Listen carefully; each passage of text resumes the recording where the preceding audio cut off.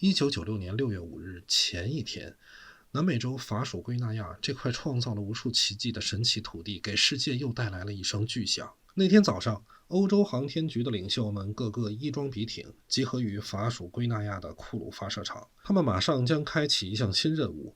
由于对自己的阿里亚纳型火箭充满了自信，欧洲航天局的领导决定，我们这次发射要物超所值，因此呢，建议此次任务一次携带了4颗 Cluster 的卫星。这个伟大的创举呢，在当时可以说是颇具前瞻性。马斯克那时候才刚刚从大学退学。这个 Cluster 呢是4颗卫星的组合套装，主要呢是用于研究地球磁极和太阳风的相互作用。这个卫星呢是欧洲航天局联合欧盟多国共同建造的当时超先进的科技卫星，从1982年就开始立项，最终花费5亿美元才让4颗卫星全部上线。当时呢，也有人提出异议，说俺们花了这么多钱，这么多年就整了这4颗卫星，如果呢全让你搁这一个火箭上，那万一有点闪失，这损失咱可承担不起啊！我刚去欧洲各大保险公司都问了，没人愿意给咱们上保险。领导呢一听若有所思，似乎觉得小伙言之有理，然后呢就像众多公司领导一样，坚持自己的判断。在宏伟的发射中心，全场的指挥官正密切地关注着各部门的汇报。当全部的数据汇报均为正常之后，发射进入了关键阶段。就像现在的 SpaceX， 附近也站满了看热闹不嫌事大的热心观众，大家都满怀期待地等待着这盛况空前的奇观。而后续的事态发展也完全超乎了各位观众的心理预期。当地时间上午9点半，指挥官启动了倒计时读秒，周围的观众也像看春晚一样开始数数 ：10、9。3, 2, 1，随着一声巨响，每天反复练习按按钮500遍的按钮长官摁下了发射按钮，火箭随之升空。随着火箭冲入云霄，控制室和周围的观众们一片欢腾。然而这喜悦持续了也就半分多钟，火箭突然在空中一个90度剧烈翻滚之后，瞬间化作了一团火球。Tous les paramètres propulsifs sont normaux et la trajectoire est normale. 37 seconds into the launch, the onboard computers decided 501 was 90 degrees off course. 火箭及4部高科技卫星灰飞烟灭，上千块碎片从天而降。欧洲航天局上百人努力了10几年，花费了近80亿美元的研究成果，顷刻间付诸东流。指挥中心的工作人员们也愣神了，观众们被吓坏了，有的人流下了伤心的泪水啊，当然也有幸灾乐祸的。在欧洲航天局回过神来之后，确认了好像确实是爆炸了。但是这到底是咋回事啊？马上启动了调查。在经过了一系列认真的检查之后，航天局发现，导致这起灾难的罪魁祸首是因为一个数据转换的问题引起的。用程序的话来说呢，就是64位数据转换为16位数据引起的数据溢出。这是个啥意思呢？用人话讲呢，你可以理解为，有多少位就是多少把椅子，椅子越多，机能越强。比如说16位呢，就是给你16把椅子，每把椅子上呢，要么有人，要么没人。这其实就是二进制。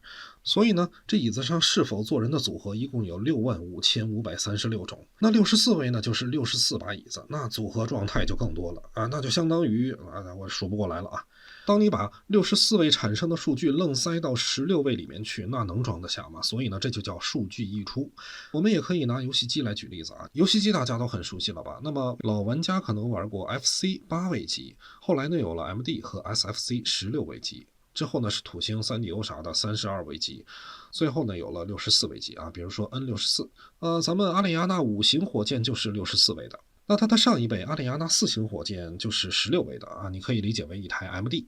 那么这个64位到16位的转换呢，就相当于你把 N64 的卡带愣插到 MD 里如果只是游戏机的话，倒不至于爆炸，但肯定也是运行不了。而实际上呢，阿里亚纳5型火箭的64位还是浮点数，它要把64位的浮点数转换为16位的整数。具体什么意思呢？我也不分析了啊，因为我也是蛤蟆跳井，不懂。但转换起来肯定是有问题的。所以呢，对于火箭来讲，它是负责导航的系统进行了64位到16位的转换。那么这个数据呢，传输给了电脑的主计算机。但我们唯一能知道的这个数据肯定是错的。主计算机收到了这么一个诡异的数据，天知道是个啥数值啊！所以呢，主计算机就判断当时的火箭姿态急剧偏移。那么事实就是当时的火箭喷嘴偏移了6.6度，为了弥补这个当时不存在的误差，那么就导致了现实中火箭的急剧偏转。偏移的舰体承受不了侧面飞行空气的巨大载荷，因此呢开始解体。计算机检测到了火箭异样，便启动了自爆装置。之后呢，就是大家看到了那个价值5亿美元的大烟花。那么本来是正常的64位浮点数，为什么会被转换成16位整数呢？这个源于程序员的复制粘贴。阿里亚纳5型火箭被设计出来之后呢，其体型和机能远超了前一代4型火箭，但是程序员却为了省事，把4型火箭的代码直接复制到5型火箭里了。之前说过了，4型火箭里的代码就是16位数据的，但是呢，16位数据已经无法满足5型火箭的速度数据需求了。当然了，他们也不是傻子，工程师呢早就发现了旧代码在新的火箭里其实并不适用，于是呢，在5型火箭的系统里就加入了新的适用于它的64位的浮点数据。但是旧的16位代码却没有被删除，工程师呢认为这段旧的代码在整个的起飞过程中根本呢不会起到任何作用，也不会被运行，于是呢就放在那里不管了。其实正常的流程来讲呢也确实是这样，但是倒霉就倒霉在点火的发射准备过程中呢，系统检测到了一个异常情况，计算机显示某个传感器的数据不准确，而且呢有信号延迟，导致点火时间被延后了。系统认为需要整个的发射系统重启。工程师呢决定手动重启只出了问题的这一部分的局部系统。当然了，大部分的电脑重启以后基本都是挺正常的，咱们大火箭也是一样啊。重启之后呢，数据显示一切正常，于是呢指挥官点火起飞。但是就在这个手动重启的过程中，之前废弃的但被留在了5号火箭里16位的旧代码被意外的加载，在所有人都不知情的情况下，火箭升空。36秒后，导航系统精确的64位浮点数坐标数据被意外加载的16位代码强制转换。16位代码无法处理如此海量的数据，直接导致了数据溢出和计算错误。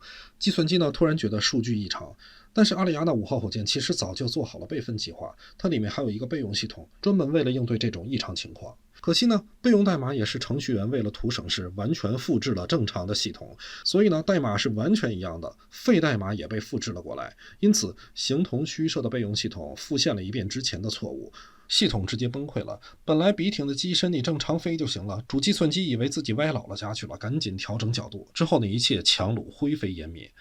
这次事件证明呢，再小的隐患也可能带来灾难性的后果。好在呢，这次事故不是载人飞行，可怜就是那4颗卫星。由于整个事件呢牵扯到复杂的团队协作过程，涉及到管理、设计、测试各个系统，最后呢，并没有人因此被追责。